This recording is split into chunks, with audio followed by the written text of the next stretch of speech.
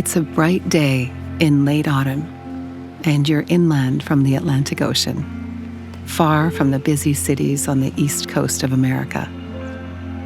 This is where old farm country merges with rambling forests, and the fall foliage transforms thousands of acres of tree line into an endless, undulating tide. Reds, yellows, oranges, and greens, all rolling along, one into the other. Here in this spot in western Massachusetts, the land is protected and has remained unchanged for over a century. All you need is a light sweater, an autumn jacket, and a big warm scarf, and you're ready to take a peaceful, unhurried walk in the woods. To get there, you'll wander first through a peaceful rural landscape and down quiet country lanes that will ultimately bring you to the edge of the forest. Your journey starts on a sloping hill in an old apple orchard, nestled in the lowlands of this mountainous region. You are high up enough to see the city of Boston's skyline in the distance against a great expanse of cloudless blue. After a good long look, you take a few deep breaths, then turn around and make your way down the slope, leaving the day-to-day world behind. Your attention is focused on the fresh, crisp air and the gentle give of the soft ground beneath your feet. As you amble over this rolling plot of land, so abundant with fruit trees. At the center of the orchard, you find level terrain where the air is quiet and sweet. Here, you're protected under the natural canopy created by the hundreds of old apple trees that grow in carefully spaced rows. The small elliptical leaves have already turned color, and they are every shade of yellow, from darkish amber to bumblebee stripe to the soft pastel of buttercups. The stubby, thick trunks of the trees fork out into multiple arms, which grow in a clockwise fashion, the long branches gracefully stretching out and then slightly bending in concert together. The spot where you're standing is shaded by the trees, but light still pours in through the small gaps in the foliage, illuminating the dark brown soil, rich with nutrients, that gives off a healthy, salty scent. At this time of the year, late in the season, some of the reddest, ripest apples you've seen are hanging from the trees. The shiny, edible orbs are ready to be plucked for the final harvest. You rest here for a moment, delighting in the blanket of gold that hangs like lace netting above you, the red glossy globes peeking out from the sheltering trees and the brown earth below. At the entrance to the orchard, you spot a pair of rustic wooden gates. These open onto a tree-lined country road that winds to your right. You leave the orchard and take this path into the pastoral farmland ahead. After walking a short distance, you reach the top of a gentle incline. Looking down, you see that this part of the rural track is lined with tall evergreen trees on either side. A narrow course of sky hangs above, like a slender blue stream. You wander slowly down the slope, noticing the dark green trees all around you, the rivulet of blue sky above, and the white pebbled path below. At the base of the incline, the road curves to the left. You turn this corner, and all at once you see that the farmland stretches for miles. Ahead of you, the fields are not wholly flat. In fact, the whole area is defined by hills and dales and smaller knolls and dips. The rolling fields are accented by lowlights and highlights, bright spots dancing across small mounds, and deep shadows nestling in slight hollows, as if the earth and the sun were playing a game of hide and seek. You see several colonial-style farmhouses with their traditional horizontal wood siding dotted across the landscape. These dwellings are acres apart and surrounded by sage green and corn yellow fields that have already been sowed and will soon be rested for winter. You walk by one of the farmhouses. It is small and painted robin's egg blue and has thick black trimmed windows. Next to it sits an old red barn made from wide vertical wood slates that line up one by one along the front, sides, and back. The second floor loft of the barn has a big shuttered window, and you can see golden stacks of hay piled inside. Outside, in front of the barn, sits a forest green tractor with large black wheels and bright yellow rims. A 10-foot stack of firewood leans against the side of the building. A big orange farm cat, lying in the gravel drive next to the barn, looks up at you with lazy curiosity and softly meows. You take your time as the road winds on ahead. As you walk along one recessed bend, you can peer just over the top of a small ridge. With each footstep you take, you bob a little, up and down, while a white farmhouse and great metal silo on the other side of the ridge come in and out of view.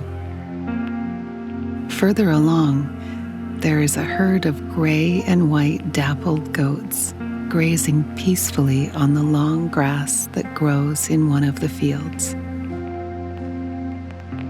You pass a magnificent weathered gray barn. It stands at least 40 feet tall, its painted cedar siding aged and falling away in parts, while some of the other slates are almost white bleached from the sun. A large, windowed cupola rises up from the center of the gabled slate roof, and on top of that sits a large antique bronze weather vane, the figure of a horse in motion that's catching the autumn breeze. The strong shadow of a tall pine tree spreads in dark contrast against the building's pale side. Nearby is a narrow, circuitous fence built from heavy rocks stacked 4 feet high. Next to this, a narrow waterway trickles down from the surrounding woods, forging its path through a golden hayfield to the edge of the gravel road where you stand. The clear water makes a gentle rippling noise as it travels over the rocks and twigs and leaves that collect at the mouth of the stream. You cast your eye towards the water's source and see a path into the woods, a trailhead marked by a quartet of bushy, wind-swept spruce trees that have bowed to create a grand, inviting entrance. You pace on towards this natural gateway and make your way into the woods. Wild mountain laurel grows in abundance all over the forest. The limber trunks of these ancient trees rise and braid together, while their shiny, Pendulous leaves fan out around bunches of small, late-season blooms. These little flowers are white with pink accents and trims. They looked like delicate lace parasols ready to drift down from the sky. Gentle birdsong fills the air. You hear the sweet, rolling trill of the plump, red-breasted robin with its brown back and black beak, searching for a winter feeding ground. And the confident caw of the blue jay with its proud, pointy crest and white, black, and blue plumage, so bright and graphic that each oval feather looks like a pane of stained glass. You also hear the smart, staccato call of the small, curious chickadee, painted all the shades of the grayscale, from its rounded white cheeks and seal-colored wingtips, right to the tip of its black-capped head. The path is a thick carpet of greens and yellows and syrupy browns.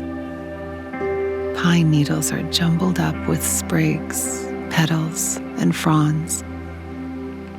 You look at all the stems and roots and natural debris of the forest floor, the fallen tree trunks and Y-shaped twigs, leaves turned to mulch, a concoction of green and amber, cinnamon and penny brown.